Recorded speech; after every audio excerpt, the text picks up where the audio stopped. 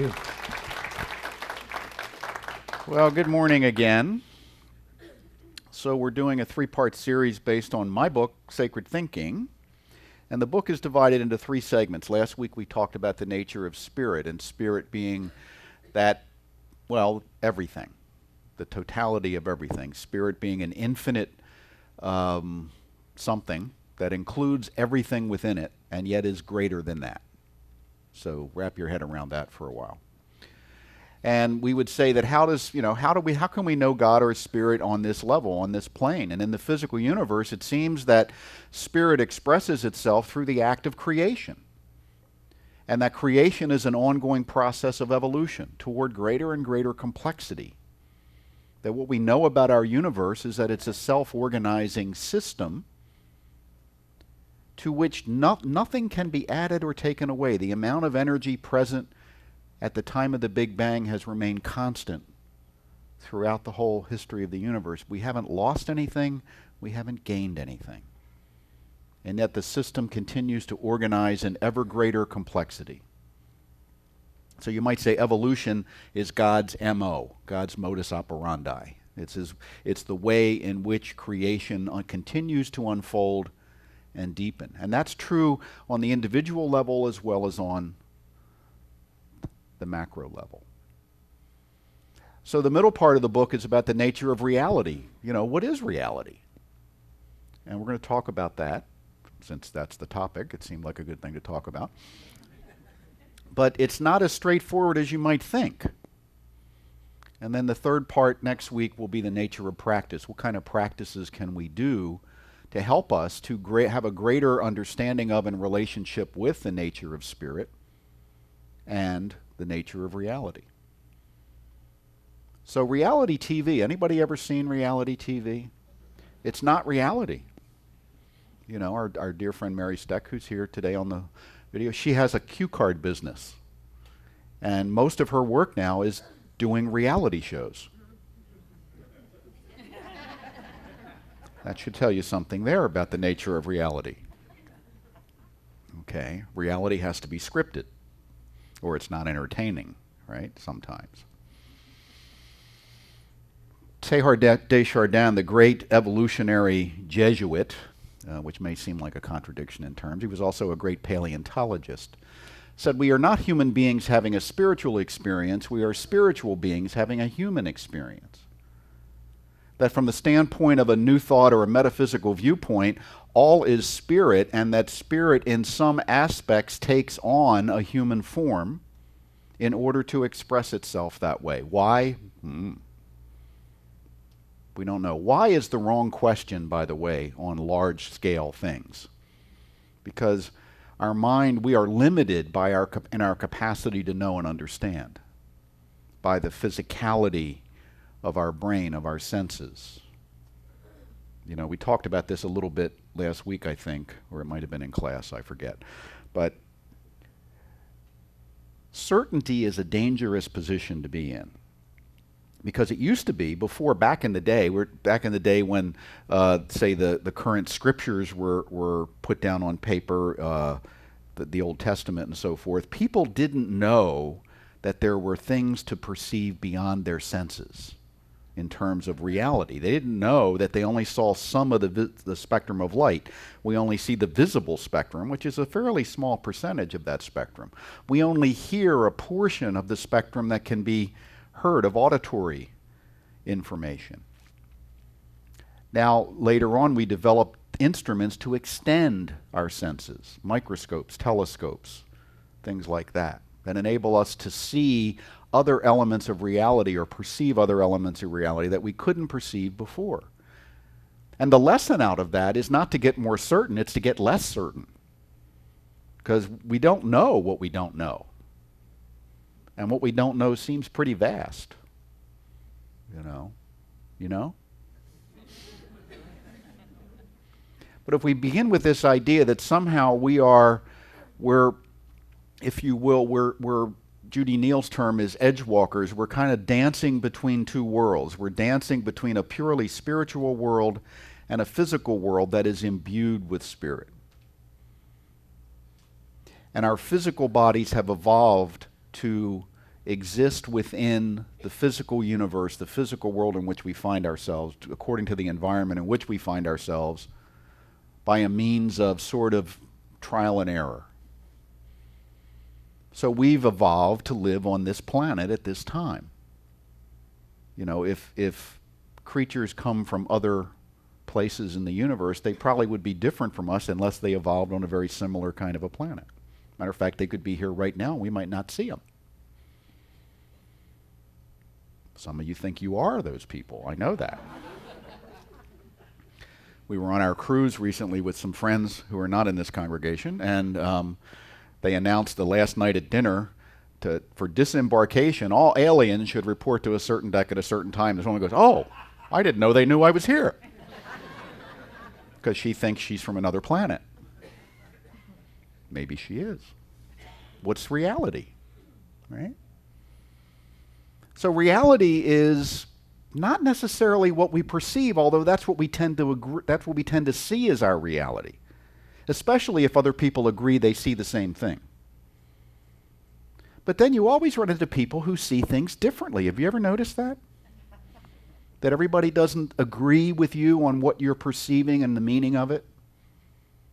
You know? And there was a time in our cultural evolution where we looked to the large institutions and authorities to tell us what to believe, and we would all agree with whatever they said. Well, that's kind of diminishing. I don't know if you've noticed. I have, because I should be an authority and you should all agree with me, but some of you don't.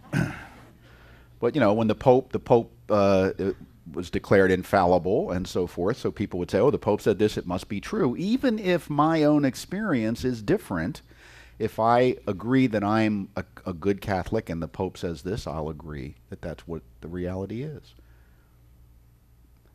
That didn't mean the reality was the same. It just meant there was an agreement. So there seems to be a certain fluidity about what reality is in human terms, about what's going on where. What am I seeing in front of me?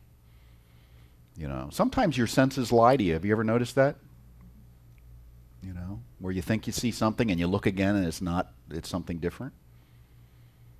But to you, when you were mistaken, you acted as though it were so, that it were real. And if you hadn't had the correcting experience, you would declare, by God, that's what it was. We do that all the time. So some of the aspects of reality that are in the book, in this part of the book, is the idea of understanding and perspective. How much can I understand, and how is that determined by my perspective, and how does my perspective get determined by how much I understand? We alter our perspective. We actually manipulate our senses to perceive information that we tend to already agree is so. It's really interesting. You know, there was the famous story of Captain Cook. It's often been attributed to Columbus, but it really happened with Captain Cook when he was down in the South Seas, and they came to a certain island that was kind of out in the middle of nowhere, and there were just some little islands around it, but you know, so they didn't need big boats because you could see the other islands, and they had little canoes. And then Captain Cook came in their large boat, and they got into the rowboats and came ashore. And some of the Polynesian people that were inhabiting the island at that time came out, and they'd never seen Westerners before. And they said, "Where did you come from?" They said, "We came from that ship there in the harbor, in the lagoon." And they looked and they couldn't see the big ship. It was completely outside of their frame of reference, a frame of meaning. And they were wondering again, well, how did you get these small boats across the great water? Because you couldn't have come. We know everybody on the islands here, and you look different. And finally, the shaman went through some kind of a process and said, "Oh, I see the ship." And then he was able to describe the ship to the others, and they could see it. Now you say, well, I never do that. Right? Do you ever lose your keys? And then you look for your keys and you find them in a place you've already looked? I've told the story about when I did that and I figured out what was going on. But I looked, the short version is I didn't put the keys where I usually put them. I was in a hurry to run out and get something and get back to the house, and I went to where the keys were and they weren't there, and I went to my secondary place where I put the keys when I forget to put them in the first place, and I looked and they weren't there, and I said, I can't find my keys. I'm saying to myself the whole time, my keys are lost, I can't find my keys. See, I'm affirming something that's evidently so, and then my ex-wife, this is a past wife experience. So my ex-wife says, they're right in front of you, stupid. That's how you can tell it's a past wife experience. They're right in front of you, stupid. And I look down and there they are. They weren't there a second ago. I had just looked, and I'm looking around, where are the kids playing a trick on me or something, you know. But see, I had convinced myself I'd lost my keys. I had created that little mini reality within my own mind, and I manipulated my senses so I wouldn't look crazy for believing it. We do this all the time. You see. So it's important that we get that you know what, when I'm so convinced that I'm right and you're wrong, maybe it would be a good idea for me to look at my rightness. To say, could I be misunderstanding something here? Could I be not seeing a larger perspective? Could I be missing something that's right in front of me? The idea of translation and transformation has to do with how we are taught, mainly within religions. There are two levels of religious teaching. One is translation, which is basically teaching you a different language. You know, the idea when we come in here and you haven't been in this teaching, you hear about things like oneness and change your thinking, change your life, and you can create your own reality and things like that. That's a translation of understanding and meaning for maybe what you were taught somewhere else. Transformation is the actual massive, significant change from within that is the result of a new consciousness.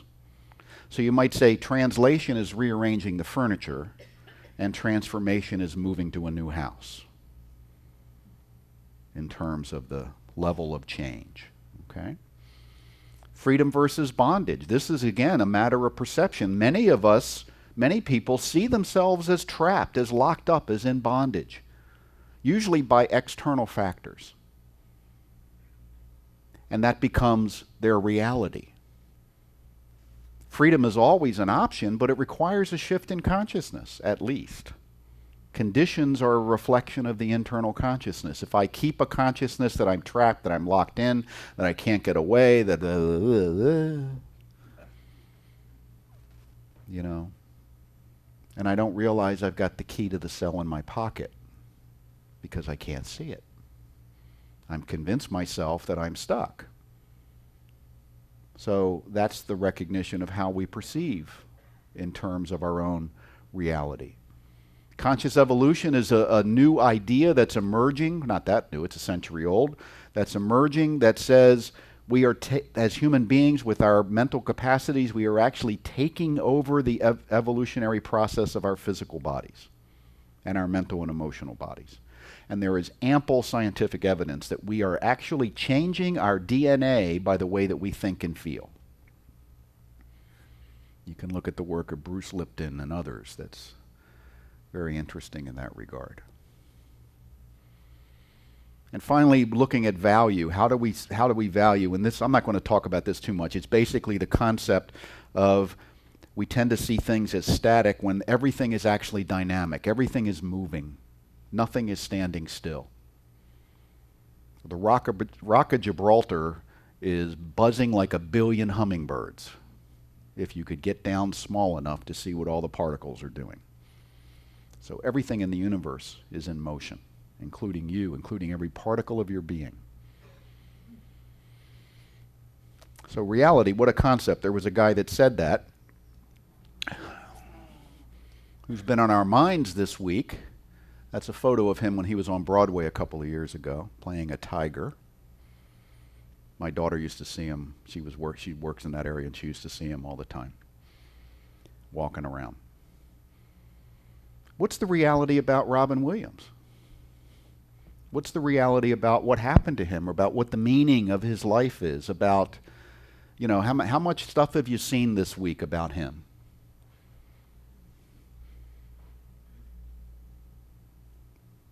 We've done our social, actually not completed yet. We're in the process of doing a social media autopsy to get to the bottom of what happened, because we want to know, right? Of course, it's probably unknowable. What is the meaning of that? I heard the Westboro Baptist Church plans to go to his funeral. I hope they come to mine, because I think it's a sign you're a good person if they show up to protest your funeral. But what's their reality about the situation? Are they seeing something we're not seeing? Are we willing to entertain that possibility? What was going through his mind when he said, enough, I'm done? That scares us so much that we have to know it. What is the reality of something like this? I've heard many people say this week, I don't know why I'm so upset. I didn't even know him. But we did. Celebrity has that effect, where you feel like there's so much emotion wrapped around his performance, and even if it just made you laugh or made you cry or made you think or made you hate him. There's a connection there. Reality, what a concept. A lot of reality this week. Many of us have been in Missouri without going there, thinking about the situation there. A lot of certainty about what happened there and what it means, if you looked in the media or online, or maybe had conversations at the coffee shop. A lot of people know exactly what happened and why it happened and what it means. And a lot of other people know exactly what happened and why it happened and what it means, and there's no connection at all between the two viewpoints. They're opposing, they're opposite.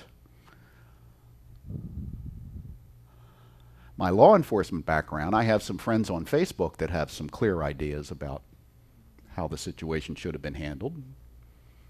Not too much militarization, too little. And there are others who are saying, no, it should always be handled this way, and this is what it means, and this is what happened, and this is why it happened. And we don't know what happened, do we? We don't know what happened. We have a desire, apparently part of our evolutionary process is we need to know, because we'll take incomplete information and make assumptions about it based on what we already believe. We'll probably also be fairly selective in where we get our information, so we're not disturbed by opposing points of view too much.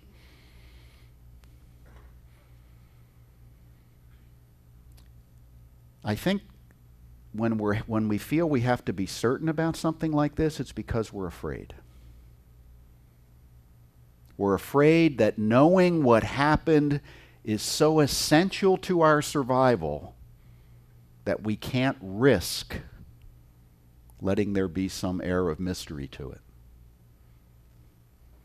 And of course, it will fit into a pattern of belief that we've had for a long time, and other situations will come to bear and that will prove us out.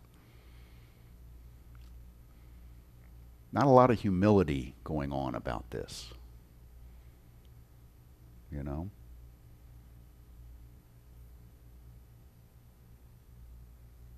How do we get from where we are to healing if nobody's willing to let go of their certainty? Well, I'm willing to compromise. You change your mind. I actually heard somebody say that. Thinking it was a perfectly reasonable thing to say, because I know reality when I see it. I've never been mistaken. Well, I thought I was mistaken once, but I was wrong.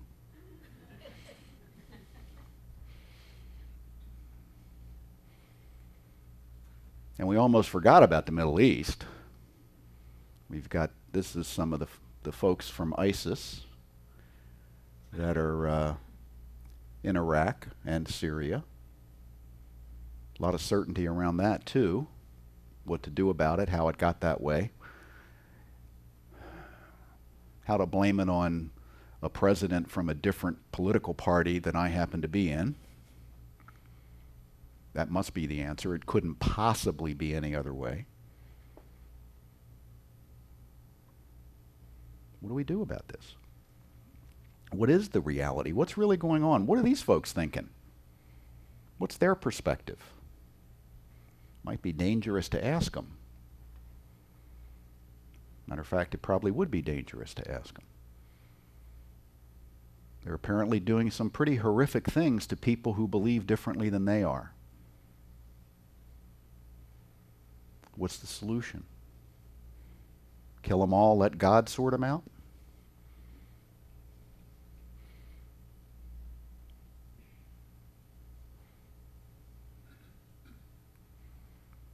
So what do we do with all this? And that's just 3 things. You probably had stuff in your household that we could put up here this week. That reality happening, right? I mean, heavy stuff. One of our cats can't decide whether to pee in the sink or pee in the toilet.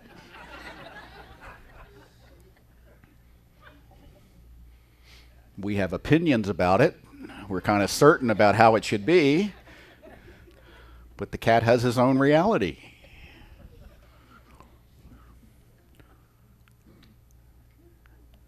Barely had time to worry about some of the stuff on TV, but I'm worrying about the cat.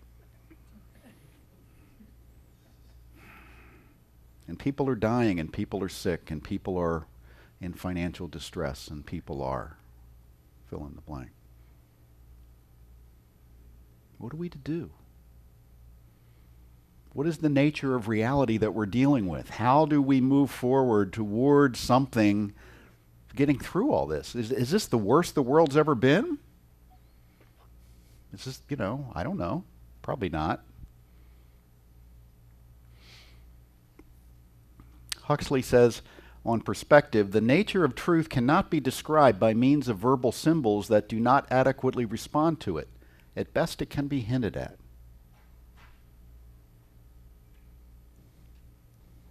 People that have had mystical experiences, what they discover about a mystical experience is that you can't describe it with words. You can't describe it with the symbols that words are. They're inadequate. That same is often true with feelings. I can't really describe how I feel many times because it's just not, doesn't lend itself to words. How do we say I don't know and feel safe? When the reality is we don't know. We don't know very much at all. Thomas Edison said we know less than 1/millionth of 1% about anything. Now, we can't go around thinking that because we'd be terrified all the time. So we think we know. And the more afraid we are, the more we become certain. Spiritual awakenings, moving toward a greater awareness. The more awareness you have, the more you know you don't know. So in order to have a lot of awareness, you have to be willing to be in a place of not knowing most, if not all of the time. And that's hard to do. Can I go to sleep at night if I don't know I'm safe? Or at least I can't reasonably say I am. How many locks can I put on the door?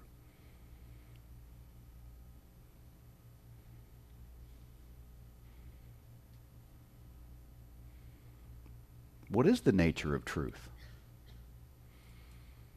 Dr. Holmes on Freedom and Bondage said, to suppose that the creative intelligence of the universe would create man in bondage and leave him bound would be to dishonor the creative power that we call God. So he says we're not bound, except to the degree we accept we are. So isn't it important, maybe it's important, that we pay attention to how we give meaning to things? That we recognize that that's what we're doing, Something doesn't have, there isn't any meaning in anything in and of itself. We give it a meaning. And we're usually not aware that we're doing that. We usually are being told or influenced how to give things meaning. Because the very nature of communicating something, we don't just communicate the objective material, we communicate a feeling or an intention or a sense of meaning about it. So who am I listening to? Who am I reading? And do I recognize that there is a bias in there, always? And is that something I want to just accept blindly, or is it something I want to think about?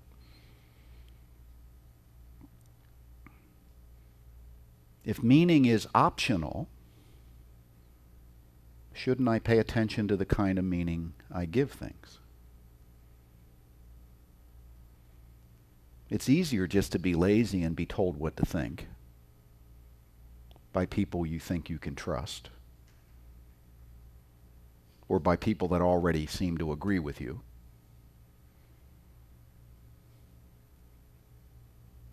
But it doesn't tend to serve us very well toward healing, does it? There's not a whole lot of big movement toward healing in the mass media. Have you noticed? The mass media, as it's currently constructed, is mainly about selling you things. Which is fine if you get that. Just know that, and say, okay, this is about getting me to watch till the commercial. Right after this message, a huge new development. So you stay for the message and you come back and it's not such a huge development, It's something you already know. You go, damn, they got me again. What were they selling? When I used to be the public information officer for a police department, which meant I do a press conference every Wednesday morning, and the local reporters would come and ask me questions about crime or whatever. And I used to get so upset because when they'd print the article, there'd always be something wrong in there. There'd be some kind of factual error, or there'd be some kind of a bias that really seems to misrepresent what really happened. And a wizened old-time police person came up to me and said, "You're expecting the media to be what you want, and that's not what they are. We live in a capitalist society. They have to earn money. They have to draw eyes to the ads in their thing. They're less concerned with getting the article right than making it something that people will want to look at and turn the page so they'll see the ad inside." Oh, well, once I got that and I could accept it, fine. I was okay with it. The meaning changed. See, I gave it a different meaning. I let it be what it was. See, we suffer when we insist that other things be what we think they should be, when we don't have any ability to control what they are. I think all politicians should be honest. I think they should, but the reality is, if I'm going to make that a mandate within my own consciousness, I'm going to suffer.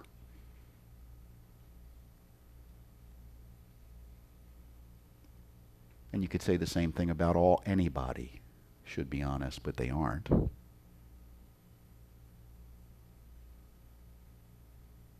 I've been misled at the bank.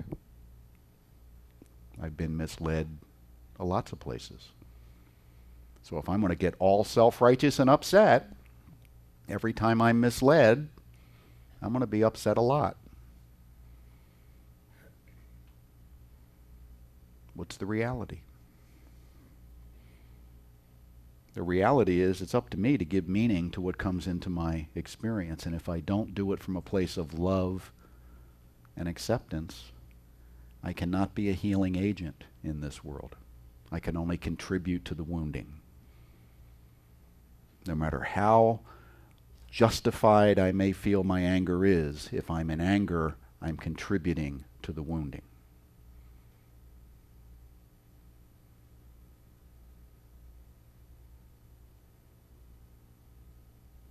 That's pretty simple. That's pretty real.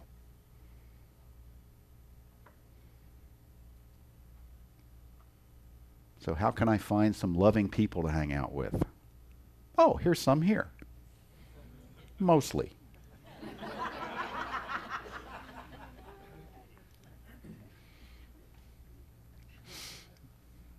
Whoops. So here's what I think we take away from this, and I want to share these 4 quotes that I came across this morning in another context, but I think it ties in. James Hollis is a Jungian analyst who's written a lot of books. His stuff is fantastic. And he says this, 4 quotes. The first one is, the question of the first half of life is, what does the world demand of me? That as we go into our early adulthood and we go up toward middle age, it's about learning to exist in the world, learning to find our way, learning to create a family perhaps and make our way in the world, and whatever that world is around us, how to make a living in our case, how to create a social life, and all that stuff. And he says the question of the second half of life is, what does the soul ask of me? It's a very different question. What does the soul ask of me? Now, we have evolved a culture in our nation, in the West in general, but particularly in America, of worshiping youth in a lot of different ways. And there's a lot to be said for youth, but life experience ain't one of them. We shouldn't be looking to youth for life experience. See, because they don't have it. But when we try to look to youth for everything, we devalue aging, and we don't give the proper meaning to it, and we don't have the wisdom to give to the youth that they need to hear. We're trying to be like them. What is your soul asking of you? Because I notice some of you are in the second half of your life. People looking around, who?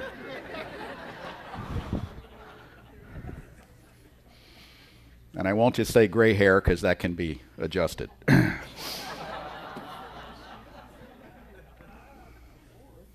third quote, to underestimate the power of our history as an invisible player in the choices of daily life is a grave error. To underestimate the power of our history as an invisible player in the choices of our daily life is a grave error. And by our history, simply what he's meaning there is the meaning we have given to the world and to reality in the past. That we don't question because it's in the subconscious and it simply acts upon us. And we see the world through the eyes of our past. And to where the places where that doesn't work, we need to make adjustments. We need to create a new history that we will operate from. And finally, the final quote is, but we are not our history, ultimately. We are what wishes to enter the world through us. We are what wishes to enter the world through us. And what is that? It's that greater collective intelligence that we call spirit or God. The one mind that we share, that is individualized as you and as me. We're not all alike exactly, are we? Each of us has an individualized expression to bring to our existence. I am here to be the version of God that we call Jim Lockard. I'm the only person who could play this role.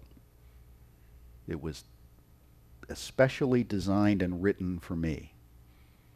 It includes ongoing choice about what's in the script. But if I give up the ability to write my own script because I get locked into certain beliefs, I fail. And I need to be awakened. And maybe Robin Williams' death awakens me more than his life would have. Maybe what's happening in Ferguson, Missouri as part of a long-term pattern of how we deal with our citizens in this nation is going to awaken me. Maybe looking at what can happen in the Middle East when people are so oppressed for so long that ignorance prevails will awaken me. That's the reality. We all need to wake up. And as the song said, waking up is hard to do. Thank you, and namaste.